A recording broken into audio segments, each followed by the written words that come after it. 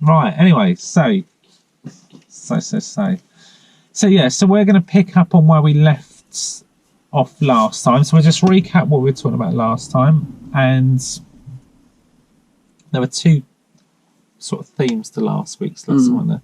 We're looking at fault identification, and the other area of watching is getting you to watch your pupil, and they kind of went hand in hand, didn't they? So by watching your pupil closely, eyes, hands, feet, you could see all my little mistakes I was making.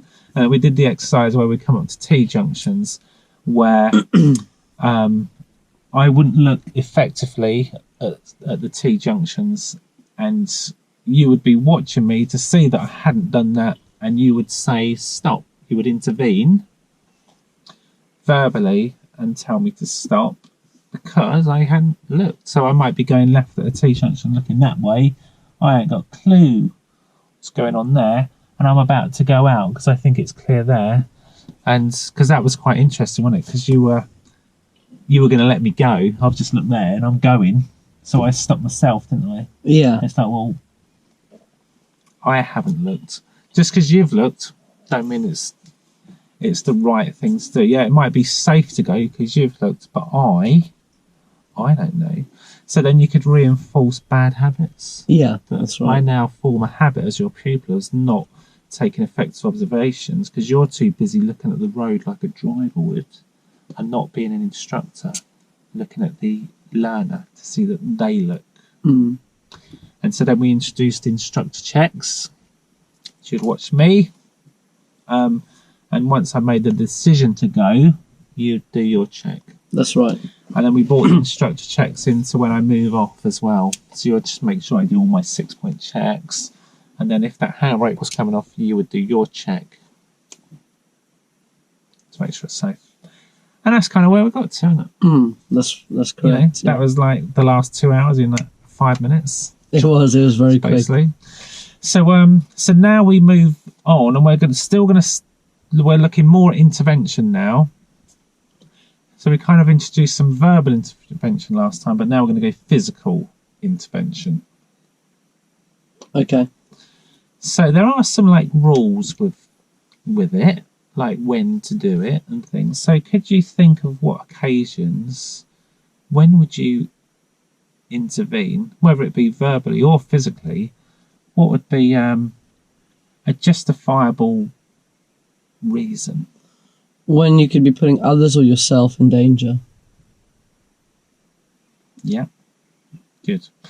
So any others? I think that's the main purpose, isn't it? It's like to stop danger. I think intervening, I don't know, because if it's a verbal intervention, it could be if they're like hints and prompts to get them to do things correctly, say not signaling correctly or not doing a check correctly.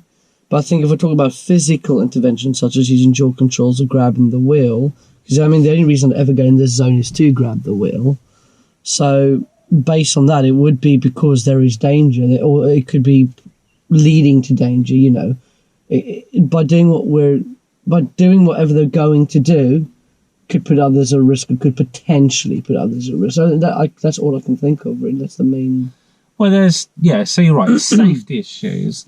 So if I'm going to cause harm to someone, potential harm, getting too close to a cyclist, for example, if I'm going to cause damage to your vehicle or other people's property. Yeah, that would make sense, of course. So, if I'm about to pull up and bash you into a big old curb, it's going to damage your car. It is, yeah. So you don't want me to do that. No. So what about, there are some other examples or situations where you could intervene. Can you think of, no, I asked you that. You can. No, I can't, no. So, if it's illegal. Oh, illegal. Driving down a bus lane. Or the opposite of a one-way street, yeah. Yeah, no right turn. I'm about to take that right turn would be, so if I'm going to break the law, get in points on my license, then you definitely want to be intervening, wouldn't you? Just to prevent that speeding. Yeah. Don't want to get by speeding ticket, not when you're a professional.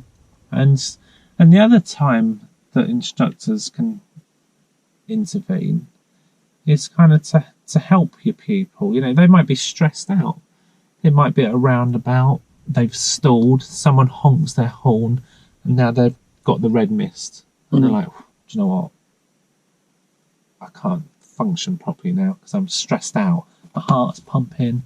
And I know that I should bring up the clutch slowly and smoothly and put a little bit of gas, but my mind's gone blank, so I can't do it. I'm basically drowning, and the instructor just needs to step in and say, look, I'm going to help you here. So it just might be to get me out of a difficult situation. I've got to become stressed, and you're just taking out. A bit like if you was a swimming teacher and you had teaching little kiddies to swim. If one of them's drowning, you're going to help, man. You just go, wait, gotta get you out.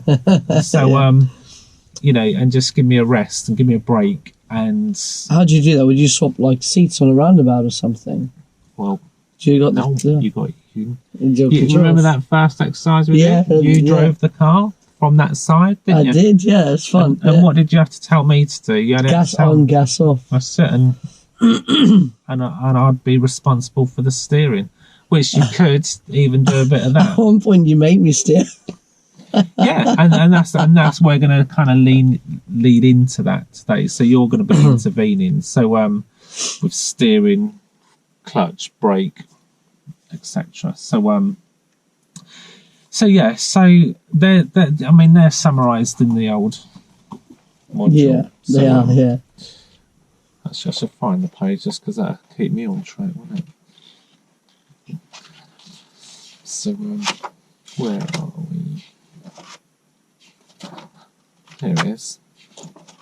So they're sort of highlighted here, aren't they?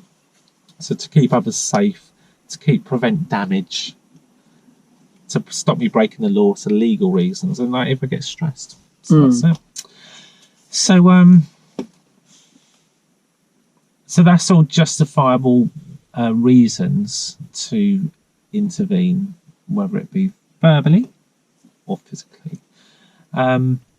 Once you've made an intervention, what would happen after that? What should happen? Q&A and feedback. Yeah, probably pull me up because it's deemed as safety critical. Yeah. Normally, isn't it? Like, safety, you nearly took off a door mirror off a car for getting too close to it or whatever. So the risk become quite high at that point. Therefore, the intervention was necessary. So it is safety critical. So we'd want to pull them up. Yeah. Give them a break. Yeah. Discuss. What happened? Just understand it. Would you need to tell them that you've intervened? Would you need to tell me that you've used the brake to slow me down, or you helped me with the clutch to get me out of a junction or something like that? Yes. Yeah, of course. Yeah, so you definitely want to tell the people that you've done it, because that could lead me up into a false sense of security, thinking, oh, I did that really well. When, well, actually, you helped me. Yeah. The reason we didn't roll back into that car is because you jumped in on the pedals and prevented it happening. Whereas I think, oh, I'm really good. This car's like obviously got that anti-rollback on it, I thought. And I do my test and think, oh, that ain't working today. What's going on? The instructor's been doing it all along for me. That would be bad, wouldn't it? So you'd have to tell me that you've done it. And pull me up, and then we'd discuss it because it becomes safety critical. Of course. So that's what we'd be sort of talking about. But yeah, so before we get sort of too more into talking, let's just do something practical. Okay. And get you to do some. So I'm going to simulate some scenarios where you're... Oh, sorry. Yeah, actually, no, I actually did that. So you just put the pedal down, and what did I just do? You had to move your foot. My foot was under it. Yeah, that's right. So there you go. We should talk about that. So when I put my clutch down, I can't crush your feet, can I? Because these dual current controls are cable ones. So there's like cables that run over. There is a different type, like rods, which are like for like. They are joined physically. So If I put mine down, yours will go down. I see. But if you put your clutch down, mine does go down. Yeah, I saw that, yeah. So, true story.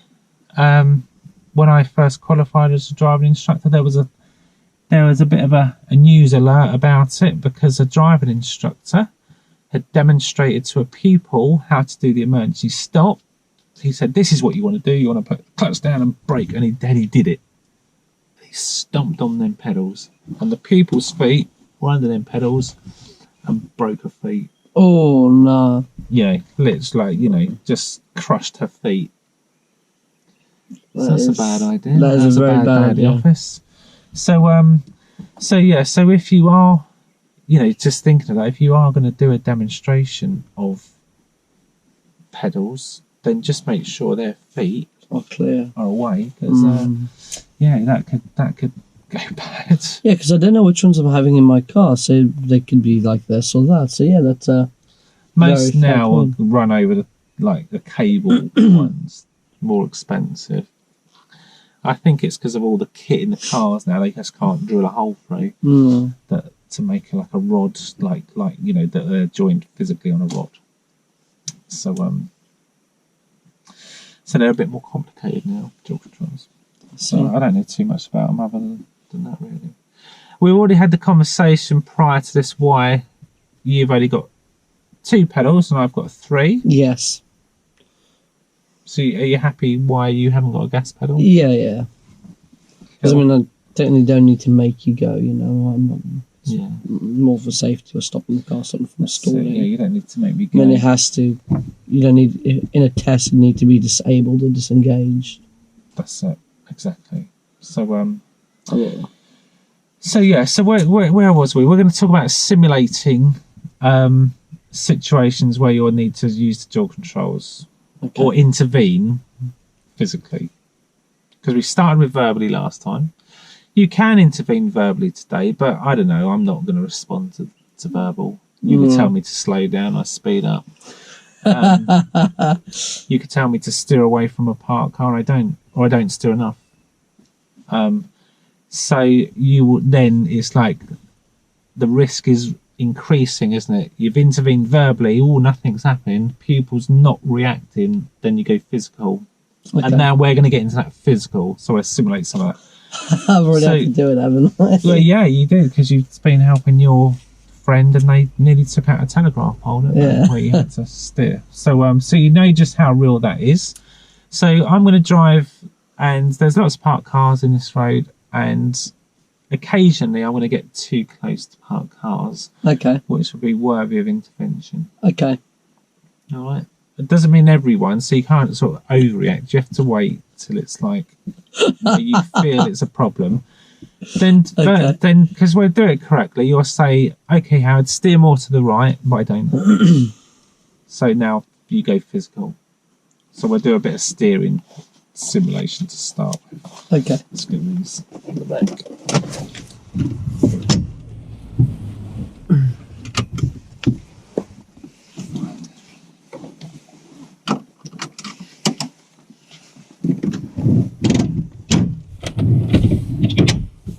Yeah, just so I can.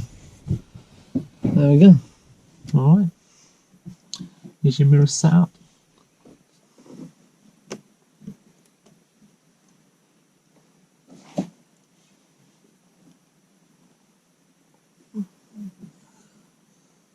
Yeah, that's better. There we go. Yeah. Good. And so we're building on what we did last time, so you'll still be doing your instructor checks. Of course, yeah. And what would you say if I didn't? If you didn't do your mirrors? If I didn't check round properly before I moved off? I'd tell you to do your checks. Okay. Yeah. So, yeah. All right. So I'll go and roll then. So I'm going to drive along. I'm going to get too close to some parked cars. You'll intervene verbally. I don't respond. You go physical. Some parked cars will be all right. Okay. Some won't. Okay? Sure. Oh, the cat's going to run out of fun. All right. So yeah. So I'll let you be in command. So okay. Yeah. When you want, you tell me to move off when I'm ready. Okay, Howard. Please move off when ready. Okay.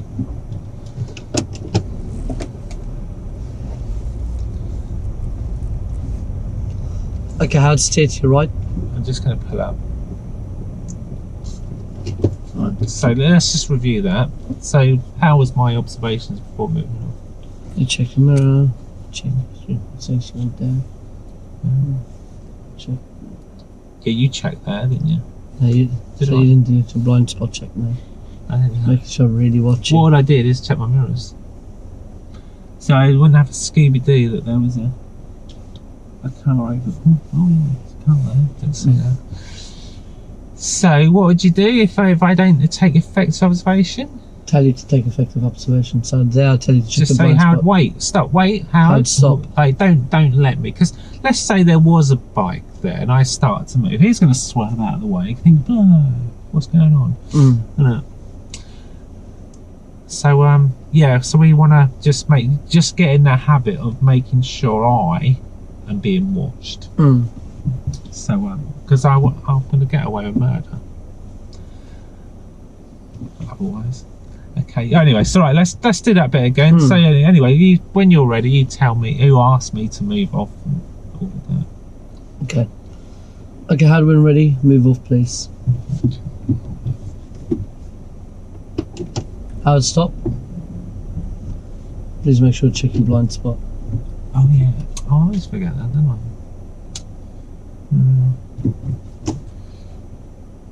That's important, isn't it? That I do that. It is. Because it could be a motorcycle or a cyclist. You may not see them, you may move into them. Yeah, I remember you saying, yeah, so that's that white scale, I wouldn't have seen that, would I? No, not at all. Okay, yeah. So, I've got to do that. So let's do my 6-point check. So.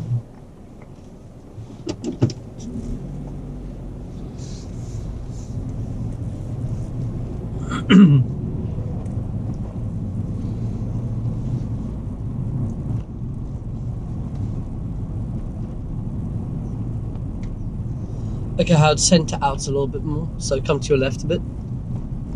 There we go.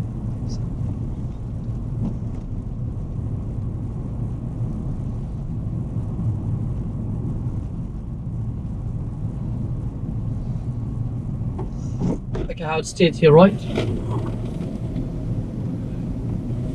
Let's take the next left. Okay, Howard, take the next left, please.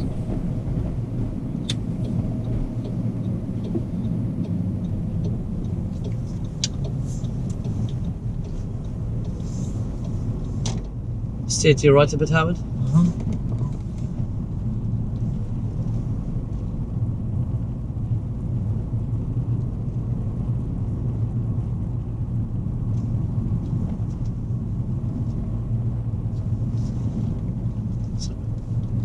Now get me to pull up. Okay, Howard, pull up on your left when safe to do so, please.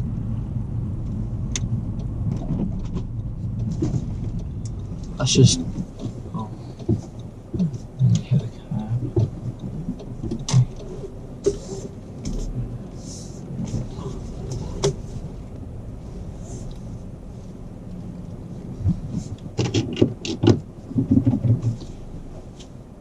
Out roll, yeah. Okay, so there you go. Some steering problems there, aren't there? To be going on with. So right, so yeah, so you've had a practice, you've intervened verbally, didn't get nowhere with that, did it? Then you had to go physically. That was good. That was well timed when you were doing that. Yeah, it was, you couldn't have left it much later. No. And so that's good. So how did that feel like, just jumping in? Yeah, good. I've done it. Yeah. It's alright. I get the whole grabbing the steering wheel thing. I really do. So that's it. So you've had a go at that. So now once it's happened, what would be the next step? Let's say that was a real lesson, like, you know, that just happened. What would you be doing? Okay, so you don't have to do it in roll. Just sort of tell me what would be the protocol, if you like. I would query it first of all, because I mean, would you keep me driving or would you pull me up? I would. Okay, so I'll pull you up to the left. I'd stop. I'll probably make you turn the engine off as well. I would then start trying to get to the bottom of why the oversteering's happened. so I can understand whether it's a spatial awareness thing or whether it's whether it's maybe more steering practice, whatever's going to be needed. So I'll start asking questions relevant to what was going on. So, well, we're going to open up sort of a new subject, really, because there is a fault. That is a driving fault in it. My steering is not very good. No. I mean, is it steering or clearance of objects? What do you mean? On the DL25, if I'm too close to parked cars, that would go under clearance. Yeah. But whatever it's a steering fault, it's a clearance fault, it's a driver fault. We know it's a fault. I'm getting too close to parked cars. I was also driving on the wrong side of the road, wasn't I? And you told me to get back, and I did, didn't I? You did. You verbally, and I did. Yeah, you did. So there was something going on there. Well, why was I doing that? So you've identified the fault. It's safety critical. This can't go on all day. No. You'll be like, gee, what is going on? So you nip it in the bud. You see it, you say it, you get it sorted. So you pull me up. Identified the fault. What are the next steps once you've identified a fault? What do you have to do next? Have we talked about that? Because I know we're at like early stages in your part 3.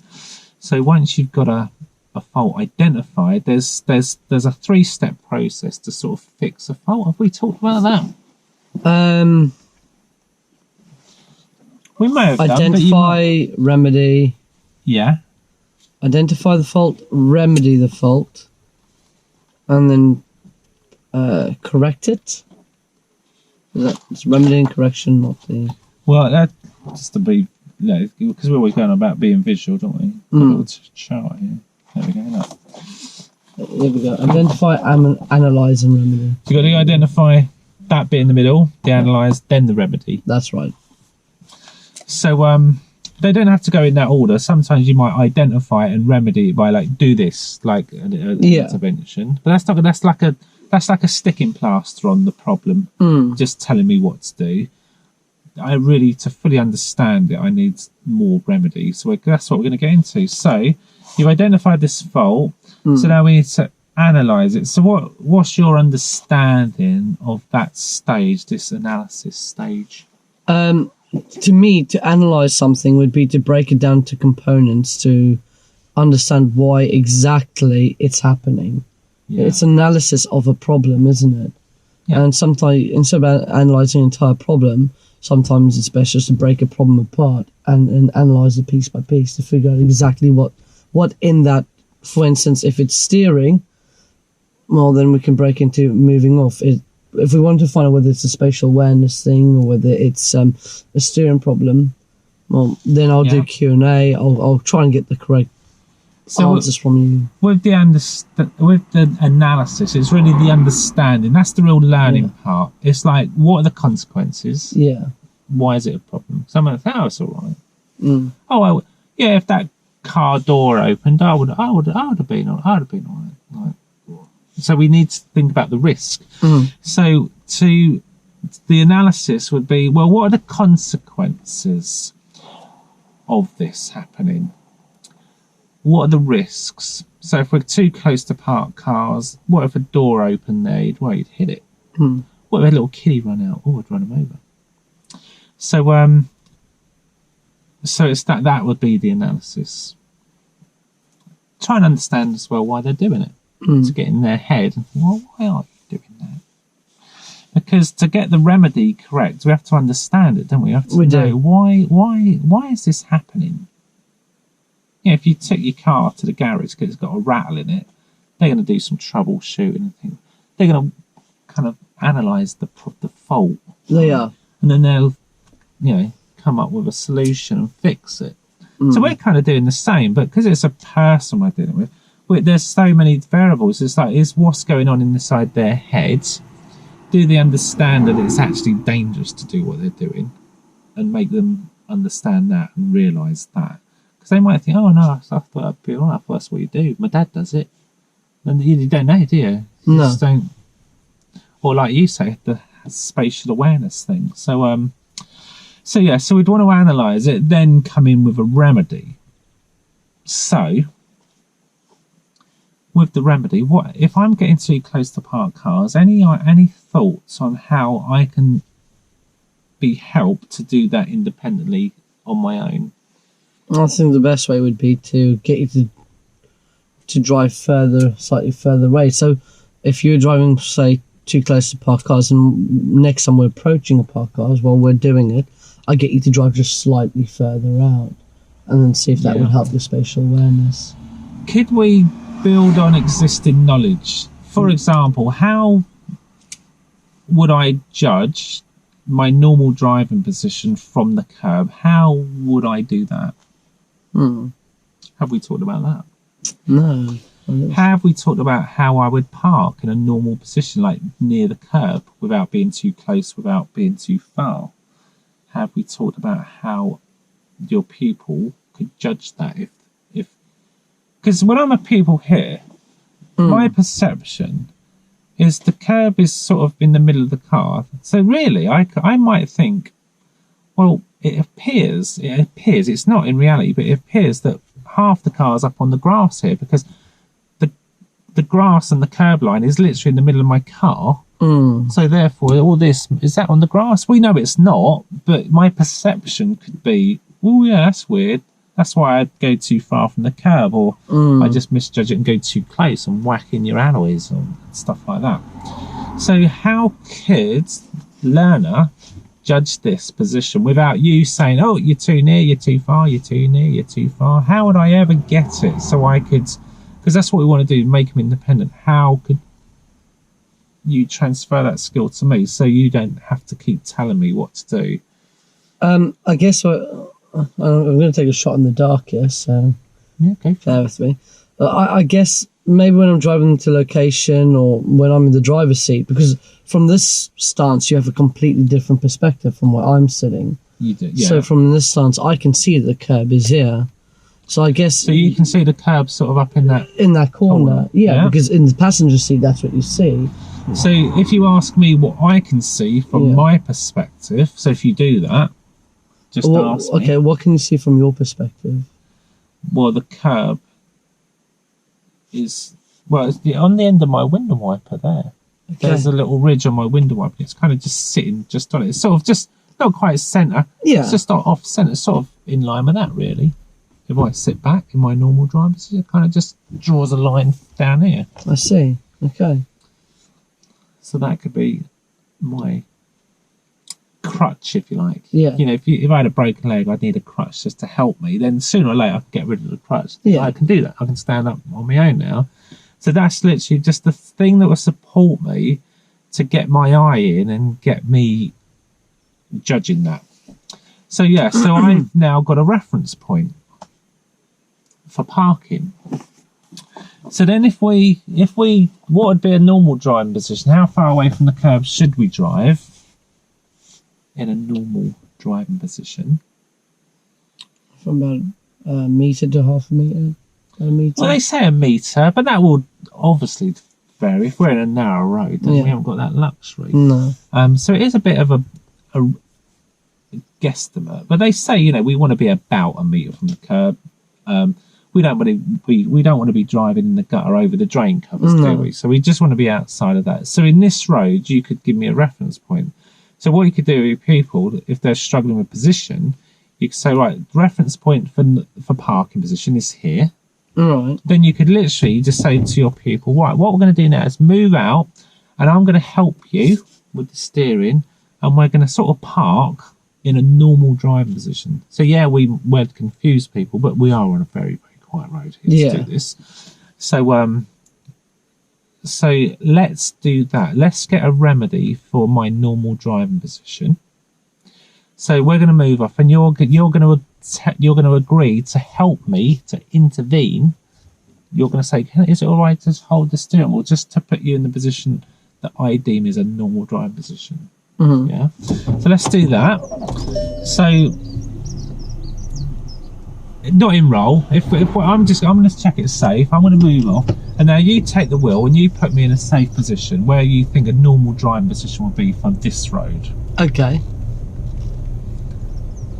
Then we'll line up, yeah, then we'll come to a stop when we're in a normal driving position. Like that? Yeah. Yeah. So I just secured a car. So now we could sit here and you could ask me, well, where's the curb now? I go, well, do you know what? It's gone from there to being over there. I see. So in this car, funny enough, that line is my parked position, and now literally it's gone to there for this road. And you could then ask me to look in my mirrors and see that how the gaps changed, because when I was parked, it was very close. Yeah. So it was like my door handle was overlapping the curb. Now I can see the drain cover and a bit of gap. It looks, you know, in the mirror it looks like a centimetre because it's convex. Yeah. But in reality, it's probably like that, isn't it? So you could even open your door and say, well, actually, Howard, you're driving that far from the curb. I'm like, oh, it looks so small in that mirror. It looks like a centimetre, but it's actually that. Oh, yeah, of course. So now I'm kind of getting, all right, I'm getting my spatial awareness. I'm thinking, okay, yeah, no, it is a bit confusing looking at that mirror. Now it looks different here. So now it's off-centre. It's sort of just over there for a normal driving position. I'll be like, okay, so there's a remedy. So now I've got a remedy for my parking position and my normal driving position. Now you could ask me at this point, say, right, Howard, what I want you to do is pull into the left and use your reference point for your parking position. So I can, okay. And I could steer in to where I was before. And now I can just do that without your help, because I think, well, it's there, that's where I was before. And it looks the same in the mirror. It looks, my door handle is overlapping that curb. So now I've just had a remedy. And then you could say, well, so now I want you to move out, and now this time I won't help you with the steering, and I want you to get into a normal driving position and come to a stop. Obviously on a quiet road with nothing behind, and I'll be like, it's about like that. And you can say, yeah, look, yeah, here we are, we're back. Just gonna put a signal on, just got a car coming up behind, put a hand up. Just because they will be confused, thinking, why, what? They look like they've abandoned their car. They're in a normal driving position, stopped. This is the sort of position I'd be in after an emergency stop, wouldn't it? That is normal driving position. This I'd be stuck in the middle of the road like that. So they've gone. So I cancel my signal. So now your pupil has just learned and practiced normal parking position and normal driving position, and I've got reference points. So like I say, that's my crutch now. I can just use that as a guide. In 3 or 4 weeks, I probably won't need that because I've got my eye in on it. I can judge it now. I've got it. So anyway, I'm just going to move up a little bit further up the road, and now we're going to apply it to. We're going to take that a step further and apply it to going around parked cars, which we have got a parked car coming up, so that's quite convenient.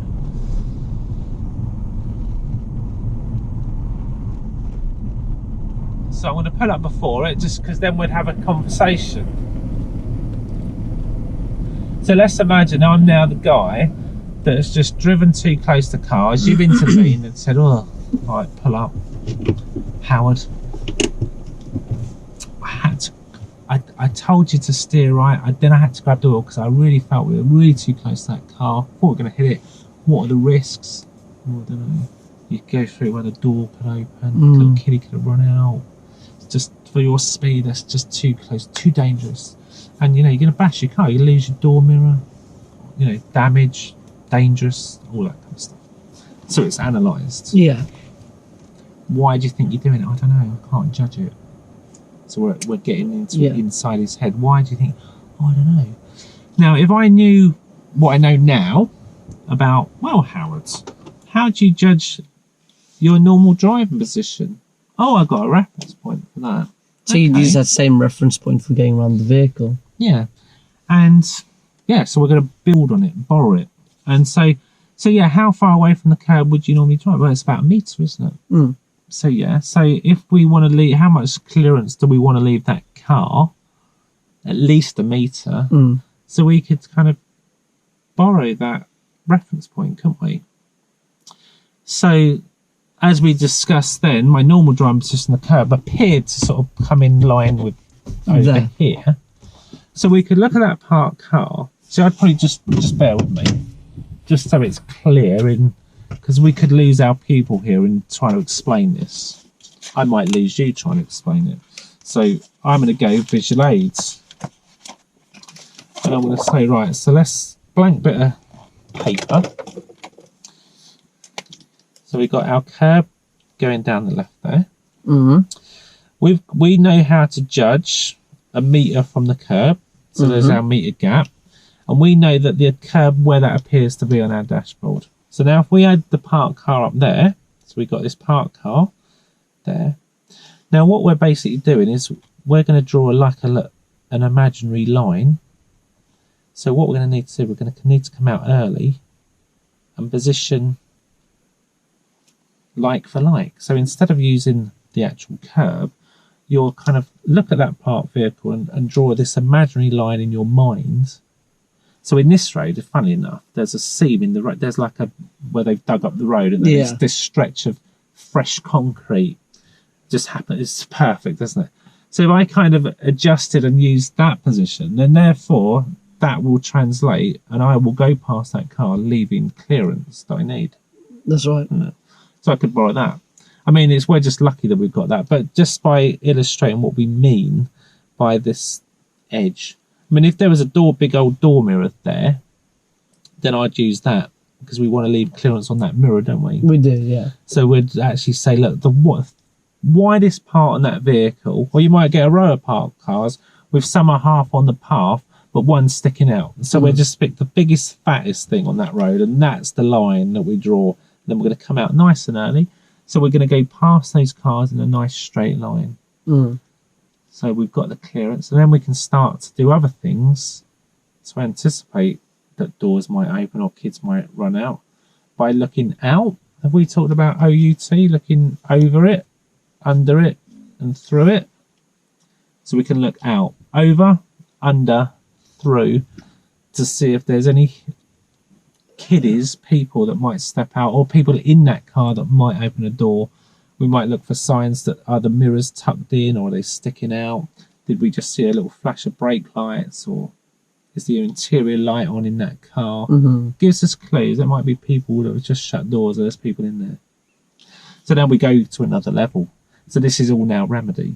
So we've identified it, we've analysed it, what are the risks, we've got inside their head as to why they think that's happening, and what they're going to do differently. And now the remedy is, we're getting into like how we're going to solve this problem. Then we'd go practice it. So then you don't need to spend the rest of the lesson saying, Howard, steer more, and grabbing the wheel. So you'd want to nip that right in the bud. As soon as you see the problem, see it, say it, sort it. Yeah. So let's put that into practice. So now we're got a pupil with a steering problem. Now I'm going to go back to where we started from. Okay. And are you happy to sort of play this thing through, where I'm like your new pupil that does the mistake? You have to tell me, I don't. Then you intervene. Yeah. Then you pull me up. Yep. And you can then analyse it. And to save a bit of time, if you're happy, let's say your pupil already knows about my reference points for parking and normal driving position. Yeah. Then you can just do the new bit and build on that for my reference point, going around that parked car. That's it, yeah. Yeah. I mean, you could pull me up earlier, then there'd be more parked cars up there. You don't have to wait to get right to here, because we've sort of been chatting about it. Of course. Are you happy with that? So that's a plan? Yeah, let's give it a go. So we kind of now we're intervening, we're having our little chat, we're analysing, and we're remedying that fault. And if I leave this with you, then you can draw, on it, pens in there, but we won't need that till we stop. I'll leave that for you to put on your side. And I'm just gonna, I'll go in roll. No, I won't go in roll from here. I'll get to where we started. So then you've got that, you got in that nice long straight road with lots of parked cars. There'll be places along there to pull me up. We'll pull me up where we did, because you could nip it in the bud earlier. You could see it once and think, that's enough. Yeah. Okay, let's give it a go. Right, so I'm not in roll yet. I'm just going to get to our starting position.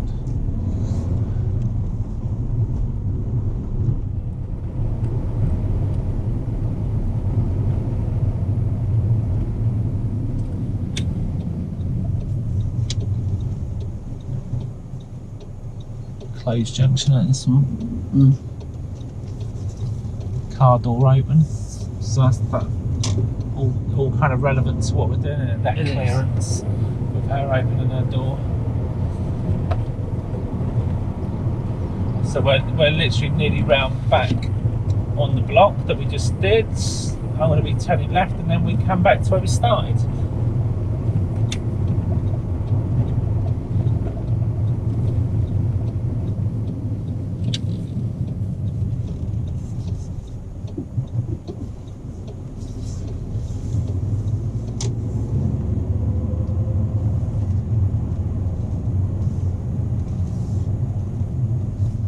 And here we are. So it's almost like a take two. You have to pretend that you don't know any of this is going to happen. Okay. Yeah, I'm going to pretty much do the same things. I'm not going to look effectively before I move off.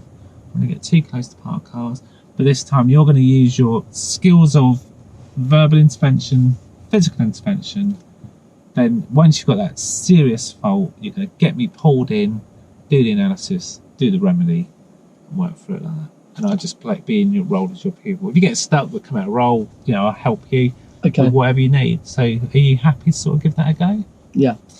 Good, eh? Right, good. So, I'm in role then. Okay, Howard. When safe to do so, please move off. Yeah, all right. Yeah, I'm neutral. Howard, stop. Secure the vehicle, please. Thank you. Alright, you didn't check your blind spot before moving off? Oh yeah, no, I forgot. Oops. What do you think could happen if you don't check your blind spots? Well, if there was someone over there, like a bike or something, I'd knock them off their bike. Or Certainly so. Coming in their driveway or something, yeah. No, I forgot, sorry. It's fine. What's the remedy? Oh. So, I'm telling them. So the remedy would be to check your blind spot. Well, I ask them, don't you? 6-point check. Oh, So I should know 6-point check. this. If I was one of your pupils, I'd know this one. I would have got this on lesson one. Yeah. So you can just remind me. So how? What are you going to do differently? What checks you? Oh course. yeah, I've got to do my 6-point check. 6-point check. Yeah, cool. So I know it. I just forgot it. Yeah. So yeah, so you just do the remedy bit. So yeah, blind spot. Yeah, I should check. I forget. So remedy. Howard, gonna remember to do 6-point check. Yeah, how's it going? Ask me where should you be looking? What do we call that? You know, just reinforce. That, Yeah. You know, POM, prepare, observe, 6-point check. Oh yeah. Prepare, observe, manoeuvre, yeah. Move. So 6, yeah. Yeah, so really now, just you've analysed it? Okay, yeah. I forgot, I'm sorry. Now what? Okay, how when safe to do so, please move off. Remedy. Remedy. Get the remedy. Of course, yeah, Get sorry. me to be responsible for this. Okay. Because I just keep... So the remedy is to make sure you do your 6-point check. Yeah. So, of course, Howard, before we move off... Remedy would be... Okay, so the remedy would be for you to do your 6-point check before moving off. Oh, yeah. So it's preparing it. Prepare. And observe. And move, yeah, cool. Yeah. I'll do my instructor check. Okay, Howard, steer to the right slightly. Yeah. Oh, I'll find enough room there. Okay, Howard, when safe to do so, please pull up on your left, okay? Okay.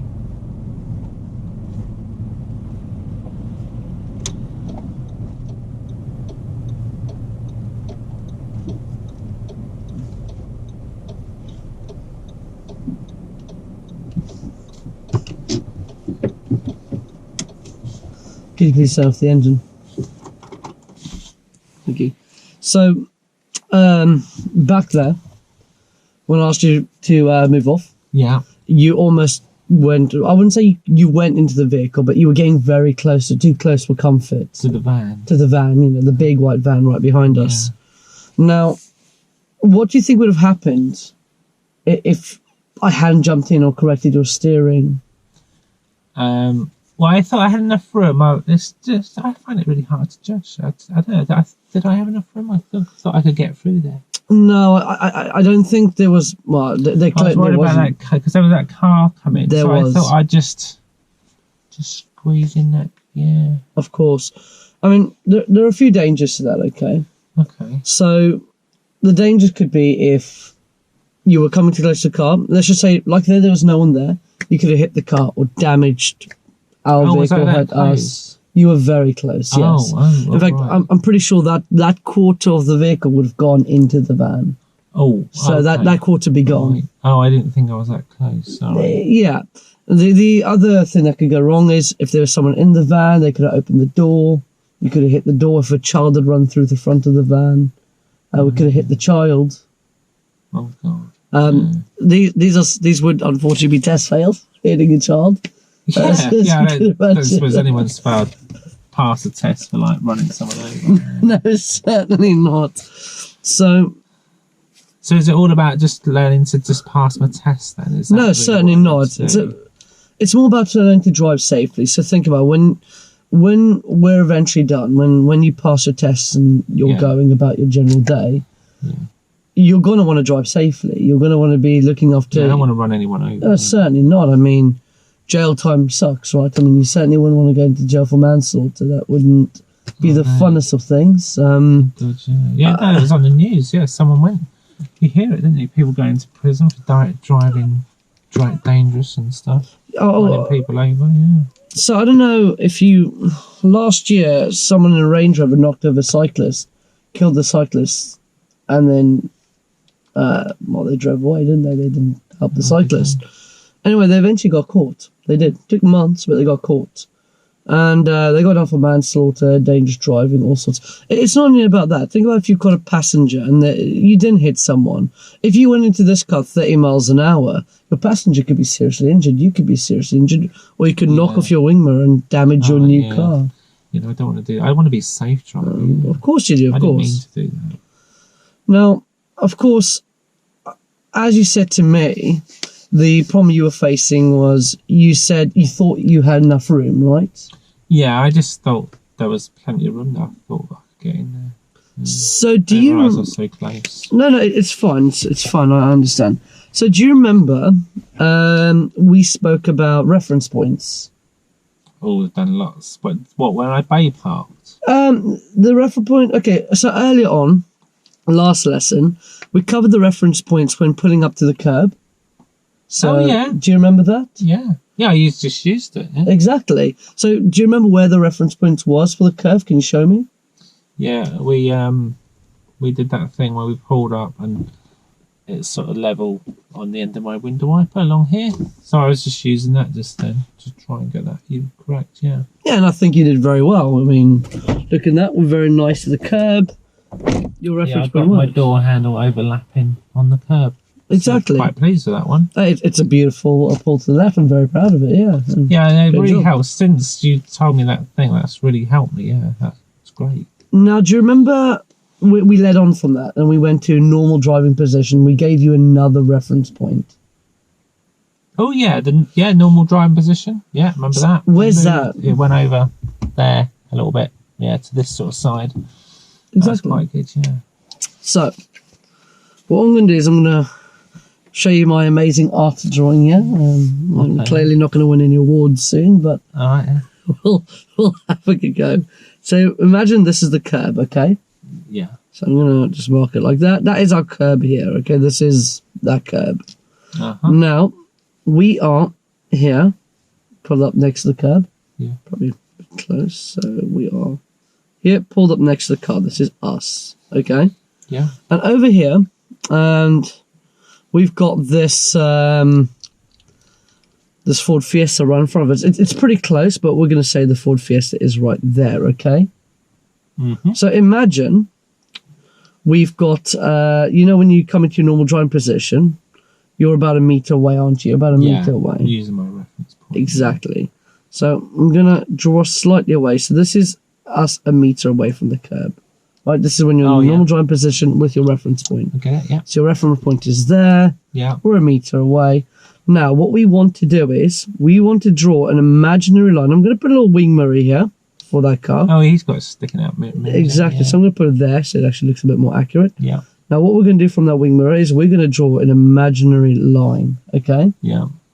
So we're drawing this line in our mind, and we're going to make this our new curb, okay? Our new reference point. Yeah. So when you're using your normal driving position reference point, this is what we're going to aim for. Okay. What I want you to do is when we're coming up to this car, when we pull out, because we're going to pull out now, we're going to pull out into our normal driving position, and we're going to go in to our brand new position. So this is going to be our curb, this is going to be the meter there. So that has just transferred to there. Do you see where I'm going with this? Yeah. So we're going out like this.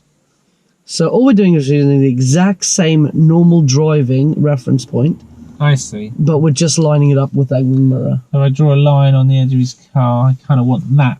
Yeah, the imaginary line sort of coming in here. Yes. That makes sense. So the imaginary line's going to come in here. Now, whenever you're coming to a parked vehicle on the road, regardless of size, we're always going to use that reference point. So if I grab this little cloth here, if I grab this little cloth here, Yeah.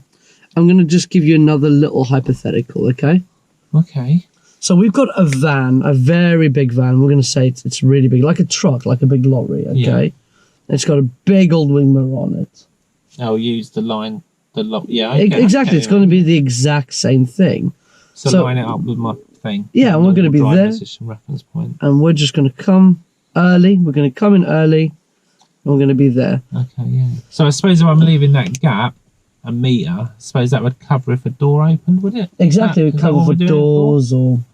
There is one other thing. Yeah. When we're approaching, we're going to use the method out, okay? Okay, no, what's that? So, we're going to look over the vehicle. Okay, all right, yeah. Over the vehicle. Yeah. We're going to look under the vehicle. So, you can see over this Fiesta. Mm-hmm. You can't really see under it as well, but if it was further away, you could see under it. I can see under that van. You can see under the van. Up there, he's a bit far away. And then you can look through. So can we see through the vehicle? So I can see through the Fiesta, but not the van, because it's a van. Exactly. So if we were let's make a hypothetical here. So we're driving and we're going to go over this van. So when we're going to pass this van, what are you going to be looking for? What do you think you're going to be looking for? Well, I look over it, under it, through it, because the van driver might step out from behind his van. He's got his ladders on it. He might do, but I can see under it. I can see that he's not going to, because there's no one there. So do you think if you looked under the van, there was a small child, do you reckon you'd be able to see the feet of the child? Not if he stood near the wheel, then I wouldn't. No. But I get what you're saying. So I'd look over, out, through. Yeah, okay, and leave clearance in case a door opens or a child steps out. Yeah, it makes sense. Shall we give it a go? Yeah. Sweet. Okay. I like your eagerness. Let's do this. All right, so good. Out of roll. Well explained. We're just a bit too close for Fiesta, because to get out it'd be... So the next park car. And be prepared to correct if you need to. But say, is it all right if you got to ask permission to start? You can't just start grabbing the wheel. That should be one of the things you establish early on, is that, if there's danger, is it all right? I'll come in. Okay. Agree that, and then. But if I've got my reference point, I should be able to do that, shouldn't I? If it's not quite right, you could always adjust it. But I think with that explanation, I'm going to get it right. Just remind me to do it. But like I said, the Fiesta's a bit too close, where we have lots more parked cars up there. So let's do it. So let's go back and roll then. Okay, Howard. When safe to do so, please move off. What are you thinking I'm going to do at this point? I have a feeling you're going to not check your blind spot and do it. I was getting ready. I was watching. So I forget, don't I? Yeah. So what could you do to help me not make the same mistake, what could you do? Give you a prompt to do your 6-point check. Yeah, little reminder. So Howard, before you move off, where are you going to look? Oh yeah, 6-point check. So yeah, just remind me. So okay, so you asked me to move off. Okay, Howard, when you're ready, please get her to move off. Okay. Then where are you going to look, Howard? Oh yeah, I've got to do all my checks. And say good, well done. Well done. And why is that important? Well, do I need to ask you, or? Yeah, just reinforce it. So why is it important again? Well, because that sort of could have been something in my blind spot. And now we've got our park car. So yeah, you ready for this bit? So yeah. Remind me. Okay, Howard, remember the reference points? Oh yeah. So so should I start coming out now? Yep, come out now. So I come out about like that, do you reckon? Yeah, this looks good, yeah. Then ask me to pull up alongside that car. Okay, Howard, can you please pull up alongside this vehicle? Yeah, in this position. So I just stay there. Just stay where you are, and, yep. So nothing behind, nothing in front, handbrake neutral. Could you open your door? Check it's safe before you do that. That now proves to me there's clearance. You couldn't do that if there was a car behind. No. We picked the right location to do this. So I drive on. So now I think, all right, so now I am definitely leaving a car door width, at least a car door width, and I just judged that. So now we're going to be going left, and then there'll be more parked cars, and then I can apply my new skill to that clearance parked cars, yeah? Okay, Howard, please take the next left.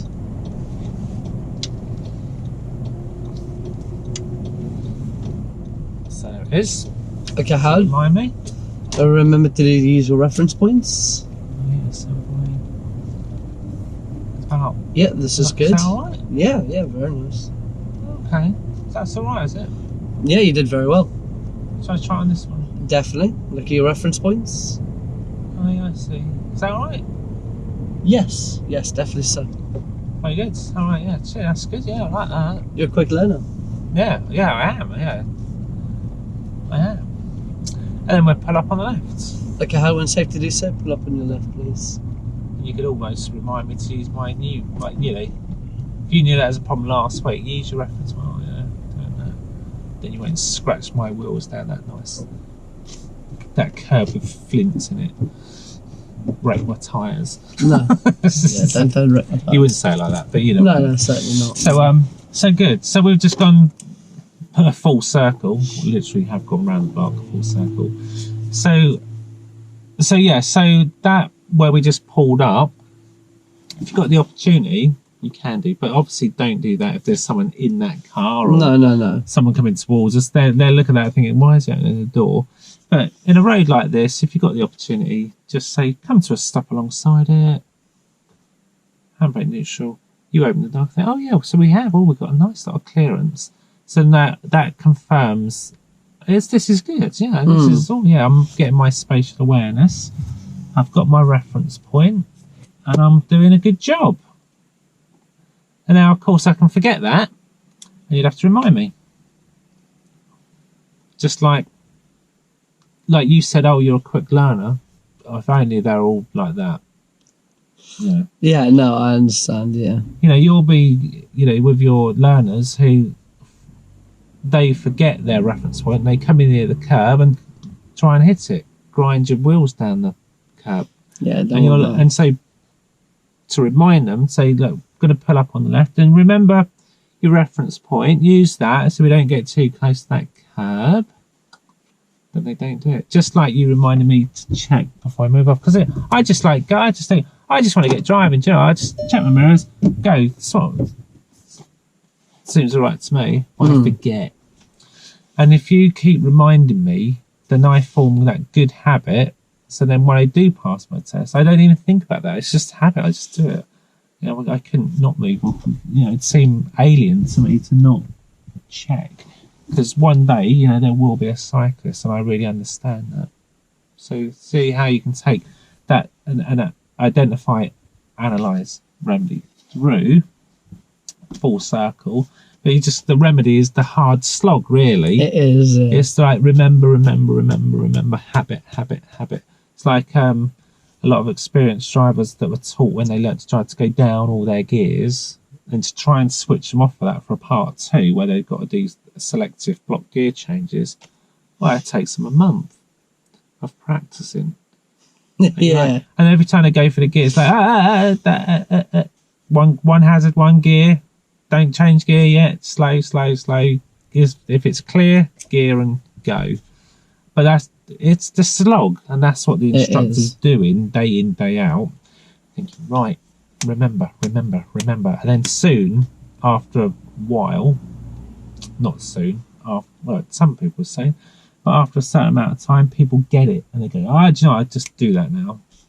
And then that later on, when you've got them towards near test standard, your job's easy then, because they're one of your pupils. They do it all the way they should, and you're not having to say, "Oh, remember this," because they do it. They do it, and then they go and nail their driving tests. Come back with 0 faults. Go, yeah, that's how you do it. Okay, yeah. And the examiner's thinking, "Wow, you taught them that. They're a really good driver. That's really thorough training." So yeah. So there you go. So that was. So we started that off with a fault of clearance too close to cars, where you verbally intervened, physically intervened, and then we took the fault through to conclusion, to the remedy. Happy days. Yeah. So now we're going to move on to something different, still with intervention, but a different fault. Okay. So last time we did T-junctions, didn't we? And I didn't look properly, and you verbally said stop. Stop. You can say stop this time, and I'm going to try and go in front of a car. So you'll have to physically stop me. Yeah. I'm just, I might not even stop. I might just, it's a give way. So I'm not going to break any laws. So I'm not going to not stop at a stop sign, because that would be illegal, and I'm not exempt from doing that in simulation, obviously. But it's going to be a closed junction. I'm not going to stop. I ain't stopping. I'm going out. I can't say. So you'll have to say, Howard, stop. And if there's no time, it'll just be stop. So it's going to be, we're raising the ante a little bit here. I'm going to go in there slow, so if your reaction's slow, I can still stop myself. So we're not actually going to cause anyone any harm, but we are simulating this, that your pupil seriously is not stopping at this junction when it's very, very closed, and my observation is not, there's going to be risks. My observation's not going to be good enough, and you'll have to bring in a physical stop. So you can say stop, but you're going to have to stop me. Okay. Happy with that? Yeah. Let's just practice it on a bit of straight road before we actually bring in the junction, just so you're happy with, doing it. Because I don't want to take you to like the cliff edge and then say, oh, you do it in a live situation. So I just have a little practice warm up. Okay.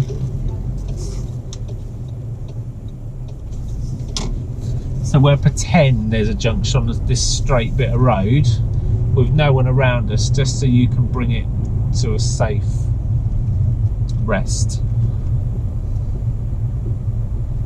Let him come through. Okay, so at the moment, wrist, there's nothing behind. Let's say you see the junction on the left. Just after that will be the T junction. Okay. And then I'm going to nearly stop, but I'm just going to go out. So imagine the next driveway. So I'd be checking my mirrors. I'm slowing right down. This is the junction. I'm off the brake. I'm going to go, and you're going to bring in the stop. So stop. That's it. It's really weird, isn't it? Now you might just need to be more real on the junction, because there'll actually be a give way line there. We just got you practicing using the pedals there. So this, I'm going to go in there slow, but I'm going to roll over them give way lines, and I haven't looked properly, and stop. Okay, let's do it. Because if we don't, we could be in trouble. Yeah. All right. Yeah. Okay. So you happy? We won't do this if we've got a car behind. Understood. All right. So I'm going to go. Actually, I'm just going to come let's simulate this, but let's pretend that this junction, T-junction, is a give way. Let's pretend there's big old stop signs and a big stop line and it says stop. And I'm not going to. That would be a better simulation. Okay. So I'm going to go over a stop line and not stop. Okay. And that's it. Whether it's clear or not, I break the law, don't I? You do. But I'm not breaking the law because it's a give way, so we're just simulating. So this car, they're going to follow us. So I'm just going to pull up on the left to let them. Oh no, they're going to go the other way. So yeah, so this is the stop sign. I ain't stopping. We're going to go left. Okay.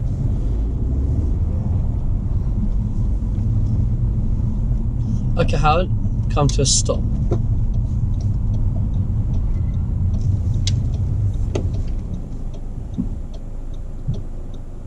Okay. So I'm just going to come out wrong. So that's a little bit premature. I've not even reached the give way lines yet. Or the stop line.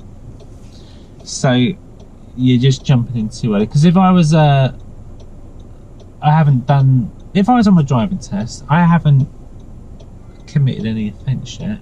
I haven't gone over the line yet, have I? So I have to do it when you got over the line. Yeah, you got to get to. If you're intervening, it literally is the last resort, and you've just stopped me there for a good metre from the give way. I see. Okay. I can't even see. You know, I'd need to be, at least here. Let's say that to that point. Okay. Because there's a car, we're not going to do it because they just didn't think us right. Okay, I understand. So let's go find another little T. I'm just going to go left, and then there'll be another T junction there. So,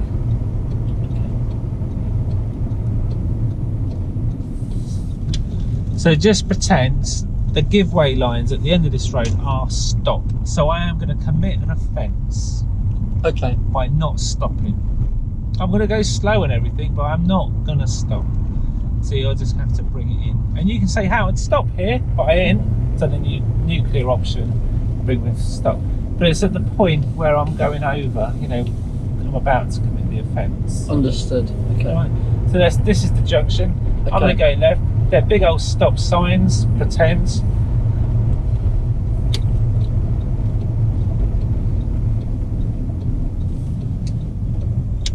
Okay, Howard, stop. That's it. And we need to there because there's a car coming. So you've stopped me before the give way or the stop line, and I was going, wasn't I? I was going. Well, I saw the car coming somewhere. So that would be a timely and appropriate intervention. So I use those words. Do you recognise those words? Timely and appropriate. Yeah. Where's that coming from? That's where it's coming from, but I know the meaning before it. It's coming from the marking sheet. Of course. Part 3 the test. DL25. Any interventions from the instructor, are they timely and appropriate?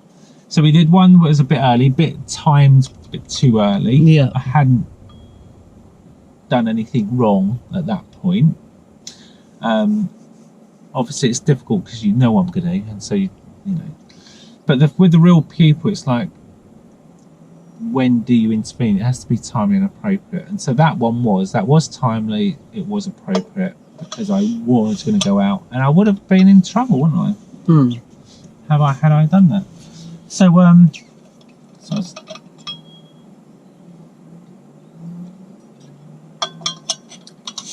so that could apply to stop lines at traffic lights. That might be going amber. They're going to run it on the red. Whoa! Intervene. Howard, stop. They're not stopping. Do you stop? Bring it to a stop. Because they will. They'll run through. Stop lines are a good one. But giveaways also, if you've got a bad feeling that they haven't looked and it's closed and they're going in, like, oh, stop it. Stop the car. Because if you didn't on that one, we'd be in trouble. You would be, yeah. So cool. So that's bringing in the stop. Let's just do should we do that one again just to practice? Well, imagine we've got 2 stop signs. So I've got a stop sign at the end. I ain't going to stop. Then we'll bring you around to that one. Just because you only done one good one, let's just do another couple. Okay. Yeah. It does take practice and it just has to be timely and appropriate. Of course. All right. So at the end of the road, we're going to go left. It is a stop sign. Pretend. Okay. I'm saying pretend because on the video they think you're not allowed to run a stop line, Howard. Even though you're I'm not, because I'm not. It's a giveaway. Yeah. So we're pretend. Okay. Getting used to his instructor checks now.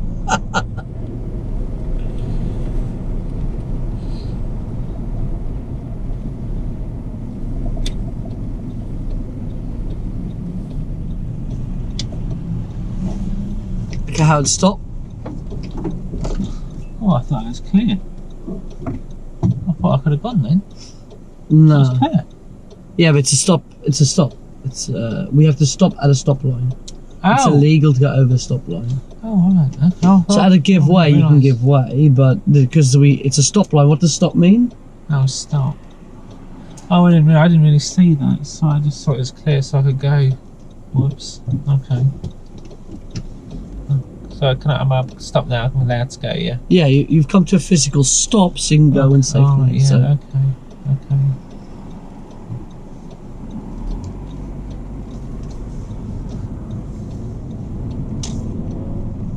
Yeah, good. I don't think we need to do the other one. That was it. Right. Yeah, It's good. sure. Good. What I'm going to do, I'm just going to pull up because there's something else we can do. Okay.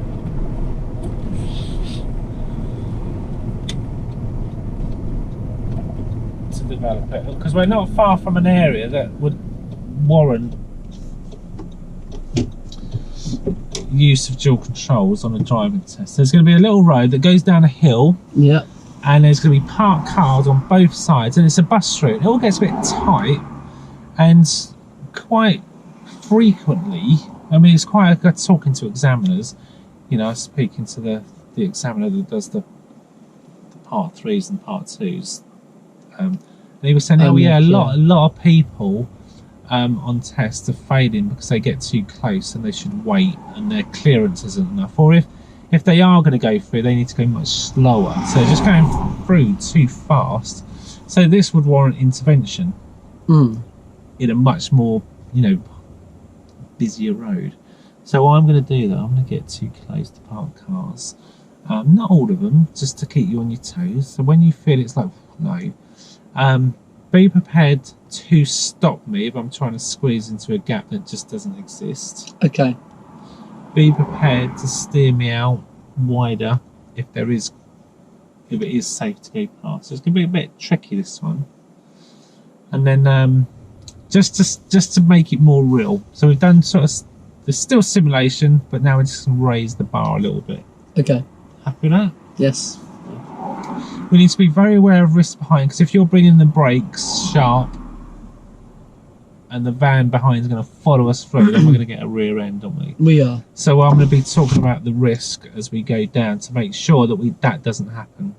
I'm going to do my instructor check and also check the other thing. So if we're under pressure from a van, I might abort this training exercise and say it's too risky, because if you make a mistake, and you are training, let's face it, you're allowed to make mistakes.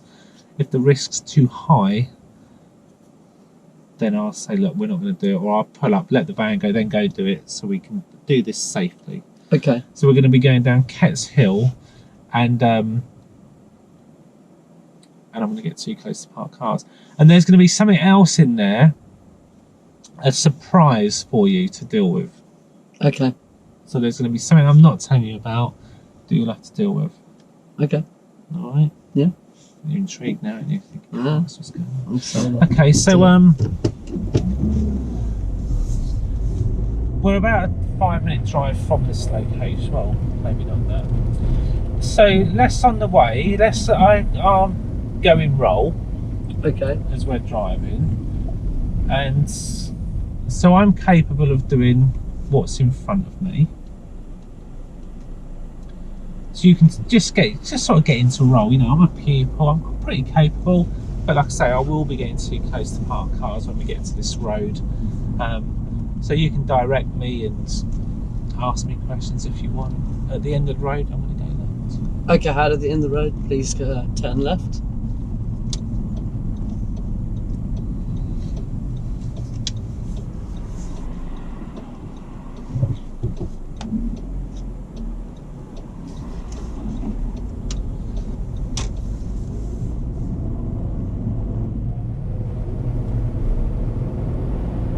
approaching too many roundabouts. Going to go ahead at both of those.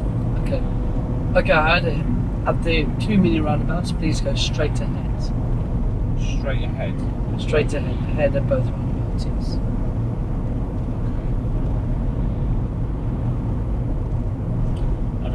I'd avoid the word straight ahead.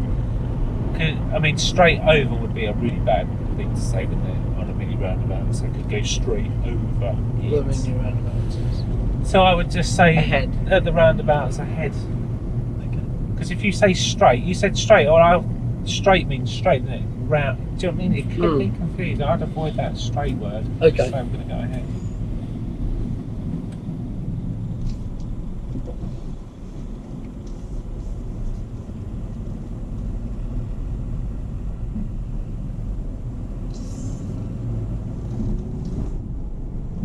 Ask me if I'm alright dealing with this bus. Okay, Howard, are you okay dealing with this bus? Yeah, I can see past. It's busy. It is. There's a car with a turn signal, but it's still too busy. Is my position alright? The position is good, yes. Just off centre of the line. Yeah, so I'm left of centre and I'm hanging back about 3 car lengths to open up my view. A lot of cars would drive up right close. They would, yeah. So the bus has been in a while. Do you think it might move off in a moment? Well, I think the people have stopped getting on it. There was one woman last that just got on it. There's still an endless stream of cars, but 2 have got a turn signal on. What about now? I'm gonna see. Okay, no, the bus. Yeah, he's put a signal on it. He did.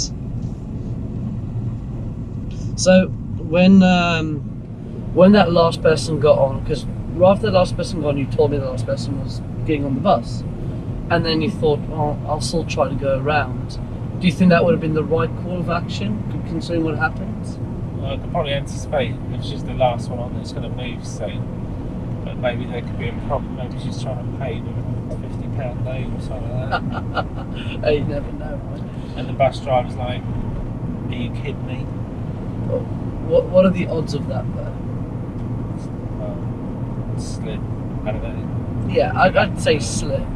So, do you think next time you could just wait instead of trying for the manoeuvre? At the roundabout, we're going ahead, third exit. Okay, Howard, at the roundabout, go ahead, third exit.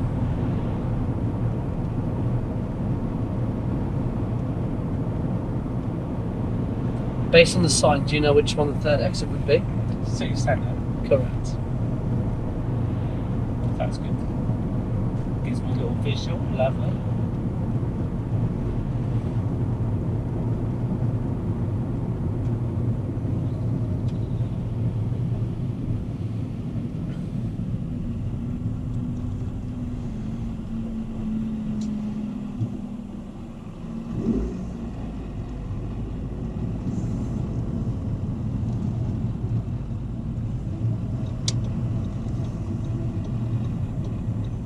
A lot of buses today. Yeah, they're all going to go in that bus stop.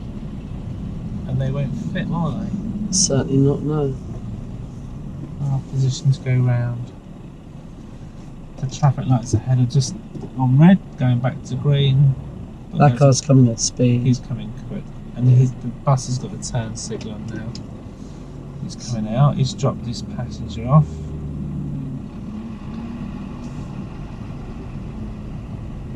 Do I have to let buses out if they signal? Yes. Buses always get priority as they're on timetables. Oh yeah, okay. He's just pressed the button on the pedestrian crossing.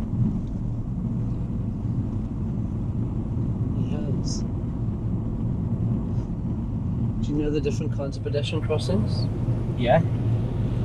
You got toucan with cyclists and people. You got a puffin for people. That's the pedestrian user-friendly intelligent crossing. You got a pelican pedestrian light controlled crossing with the flashing amber. You've got an equestrian with horses. Yeah. How's my aim? Yeah, good. I've been revising. Apparently so, geez, yeah. I have been revising them. Yeah, very. You'll ace your theory, eh? So we're getting close to our hill with the parked cars. Yes. So let's do a little risk assessment. We've got a Mercedes behind. Have you noticed what she's been up to, or he's been up to? Looks like they're talking to someone. Yeah, I think she's on the phone. So, and is she at a safe distance? Certainly not, no. She's not too bad. Oh, now she is. She's Yeah. to judge that. She's alright. The person before was getting a bit irate with the bus stop thing, lighting a fag, and yeah, I would have been a bit more worried about her behind. So, look, they're coming in. I think we're alright. So, is it me or just a lot of buses on this road? There were three on the roundabout, weren't there? And now look, there's just all the buses must be late because there's 3 buses on this road coming in the same direction. 2 come up that way, isn't it? It's weird, isn't it? A lot of buses.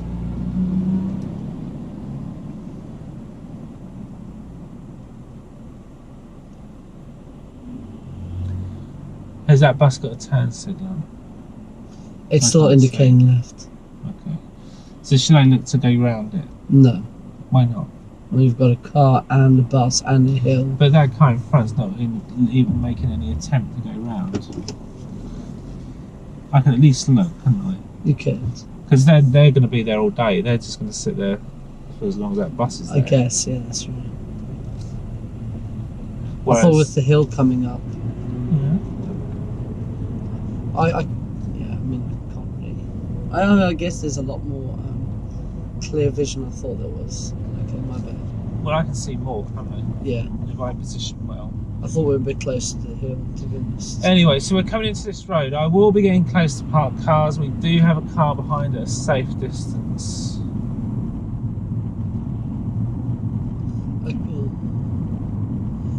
Okay, Howard, steer out. There we go.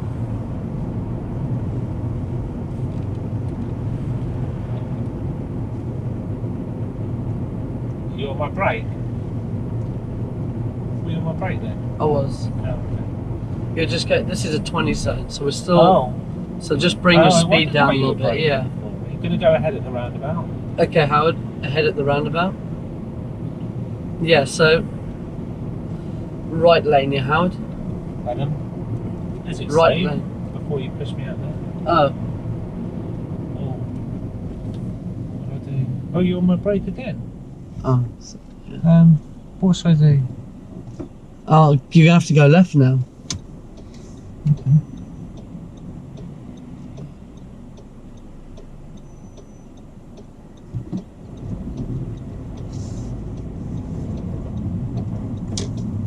Interesting. All right. So I'm come out right now. So yeah. So let's go do that little bit again. We can go around the block, down that hill again. Hmm. So I told you there'd be a few other little things, didn't I? Yeah, because you were going into the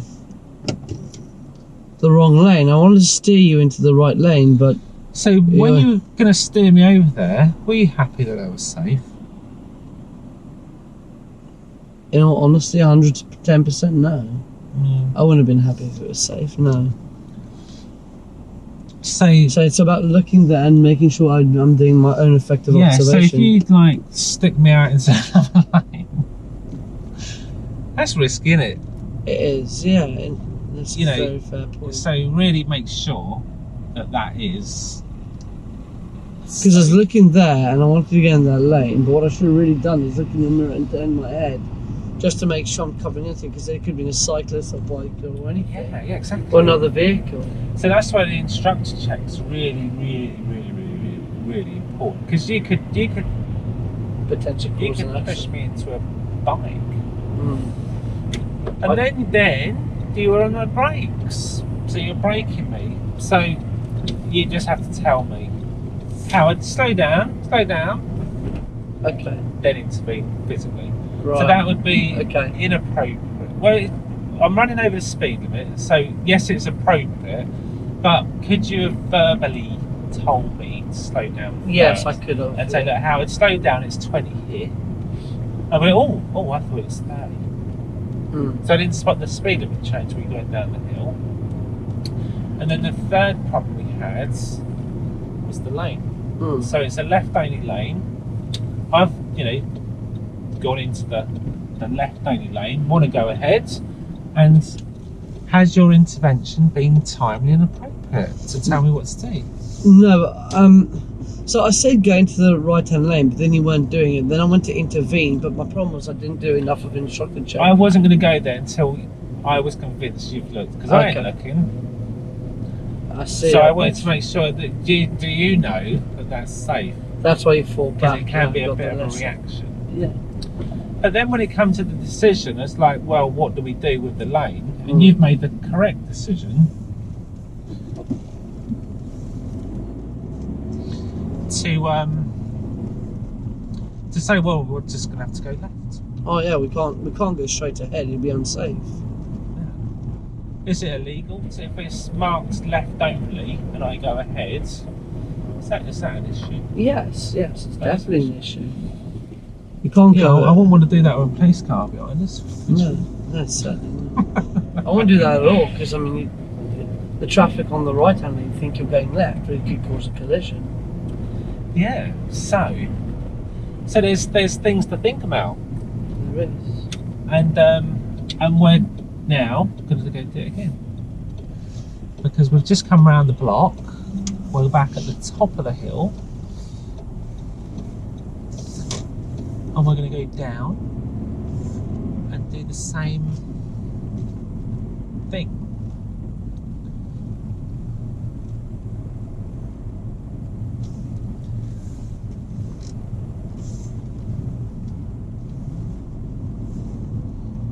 See, this area, this is difficult, isn't it?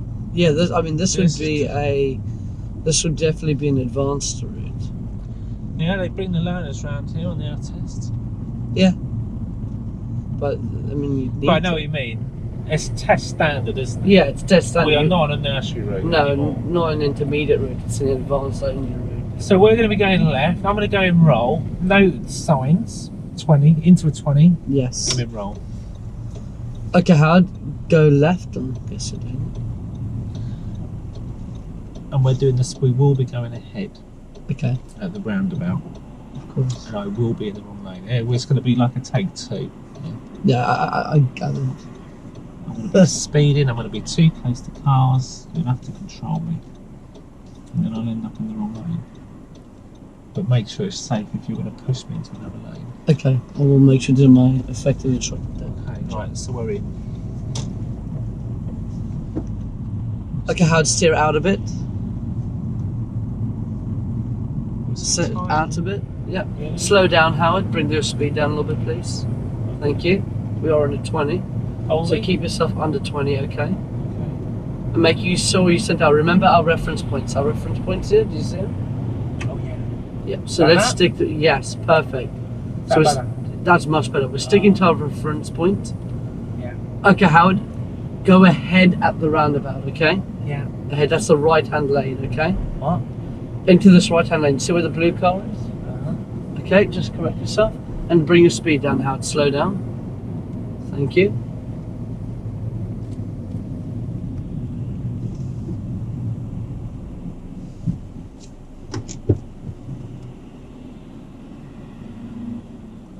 I normally go ahead in the left lane. Yes, but there are road markings on this road. So the left-hand lane has a left-only road marking, and the right-hand lane on the roads has a straight-ahead road marking. Oh, so I'm allowed to go ahead in this one? Yes. What, do I cut over here now? No, stay in this lane. Stay in this lane. Really? Now signal left, and then cut ahead. Cut through. Oh, okay. And then we'll take next left. I'm out of roll.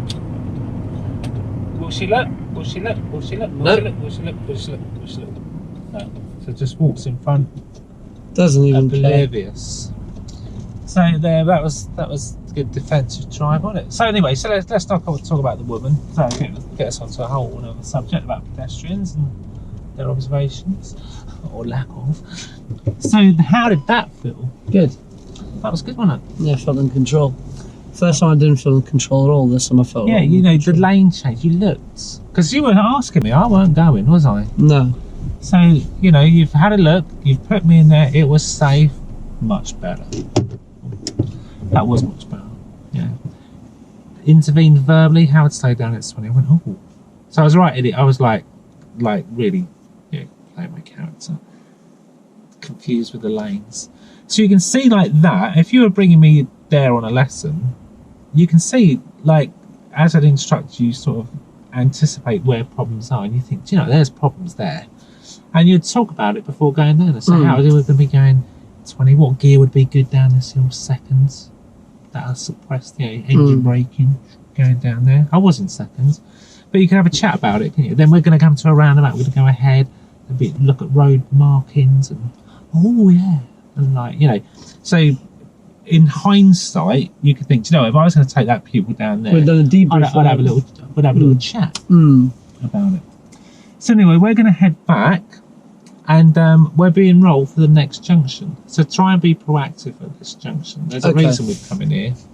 Understood. Do you understand what it is? I'm going to give it a go. Yeah, I have an idea. Yeah, it's a busy junction. We have to turn right. Yeah. I've got to make sure I'm doing my own observation as well as you. Look at that junction. What do you notice? It's completely blind. It's up a hill. What else? It's a stop sign. It's an actual stop sign, which means you have to stop by law. Yeah. So stay frosty, yeah? All right. Imagine there's a police car behind us. And he's like, he ain't written a ticket in a while. He's like, you know what? I'm looking to slap a ticket on someone. So yeah. Okay. So I'm gonna go there, turn right. I don't know it's a stop sign yet. Okay.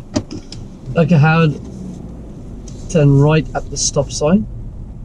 Oh, that's a bit of a giveaway, isn't it? Oh, sorry. That's turn right ahead.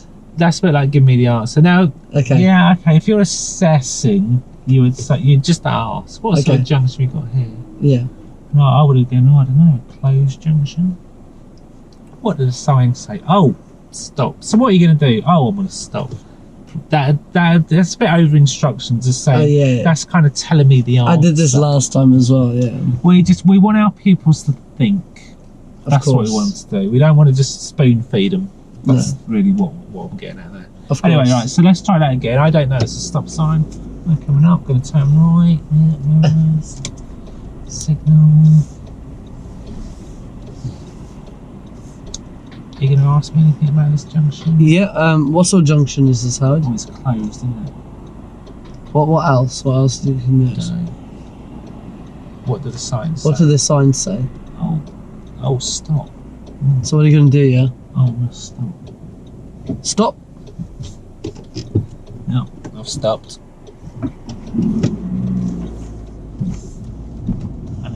Okay, Howard, ahead at the roundabout, please. Left-hand lane, Howard. Stop. Oh, no, you don't have to stop. Yeah, sorry. Oh, that's clear. So I'll come out too much. So there was a bit frazzled there. Yeah. A little bit frazzed. But I quickly went, oh, wait. Okay. So anyway, so you just grabbed the wheel because I'm in the wrong lane. I checked over my left shoulder. And I checked behind me to make sure. It's like here, this is where people have just persevered and gone through and not done what I've just done. Yeah, you have to stop. Just gone up there at speed, really close to parked cars, and they found their test. So less space, less speed. We didn't talk about that before. No, but I've used that terminology with Kim. So if I can't leave a door width, and there's car, I can go this speed slowly and leave less down. As long as I can stop within the distance, say to be clear, it's alright. So you kind of got a walking pace through. But if we're not saying squeeze for every gap. It's kind of like, well, you have to weigh up the situation that if we're going to wait there, we could be there all day on a busy road. So we might just have to make some progress and move up very slowly, squeezing through that little gap. less space, less speed. Of course. Anyway, it's going back to the roundabout. So, is it with the intervention with the steering? You've got another alternative. You could say, do you know what, Howard, stay in this lane. We're going to turn right. Okay. Could, like you did with left, couldn't you? Yes, yes. So, you know, you could do that. An examiner would leave them in the lane and see what they do. Because if I go in the wrong lane, that's right only. Well, if I turn right at it, that's fine, isn't it? Yeah. Yeah, we've gone the wrong way, but I don't fail my driving test for going the wrong way. No. So as long as I do everything safely. Yeah, the examiner might be mildly annoyed, thinking, right, okay, got to adapt the route now. Could be short on time, because obviously they need to get back in, like here, less space, less speed. Not a door width, I'm going for a walking pace with a string of cars behind and buses coming towards me, so it's like that was alright to do that. So yeah, it's a good. So good lot of intervention we've done there, haven't we? Definitely. And we even got a stop sign in at the end. How good's that? Yeah, it's great. So a bit of Q&A on the on it. Rather, you know, like avoid the speed thing, saying, "Oh, Howard, at the junction, at the stop junction here, turn right." It's a bit like, "Oh yeah, cheers." Yeah. Because you want to know what if I'm seeing these things. Because the examiner's not going to say that. No. He's going to say, "At the junction, turn right," and see what I do. As an instructor who's helping the people, encouraging them to take responsibility to think, you can say, "Okay, Howard, at the junction, I'd like to turn right, and what signs have we got here? Oh, yeah, stop. So what are you going to do?" "I'm going to stop." Good. And is that a legal requirement? Yeah, it is. So it's kind of, just a better way of doing it. Gets me thinking. Test my knowledge. And if there's gaps in my knowledge, you can fill the gaps, can't you? That's correct. So, I didn't know I had to stop. I've never had a pupil say that, because it's like, stop it. But I've had plenty of pupils that have tried not to stop at a stop. Especially like when you got up to test standard and you're doing a mock test and you've already had these conversations, and then you'll think, well, in my mock test I'm going to include a stop junction just to make sure that they've got it, because now I'm assessing them, that they're ready, that they are responsible. Because when they're on their own, once they pass their test, that's an endorsable offence, 3 points. They've got to get 6 in the first 2 years, and then they'd be booking lessons with you again, wouldn't they? They've got to do their theory again, they've got to do their practical again, their insurance is going to be high. So, and they'd be thinking, I wish, you could have trained me a bit better. You could have helped me with this, you're always telling me what to do. So when I managed to get moved through my tests, fluked that, but then in the real world, I just wasn't equipped. Because I weren't really thinking. I weren't really thinking it was my responsibility. Or my instructor always took care of stuff like that. He'd always tell me to stop sign. He'd always tell me what lane to be in. And then you can see how they'd be unravelled, wouldn't they? They're exposed to real risk now, because there's no instructor to bail them out. Correct, yeah. Do you know what I mean? They're on their own now. So you're trying to get to a stage during their lessons that they're on their own, that they are safe, responsible drivers. So anyway, so should we do the old stop recording thing? You can do it this time. GoPro, stop recording.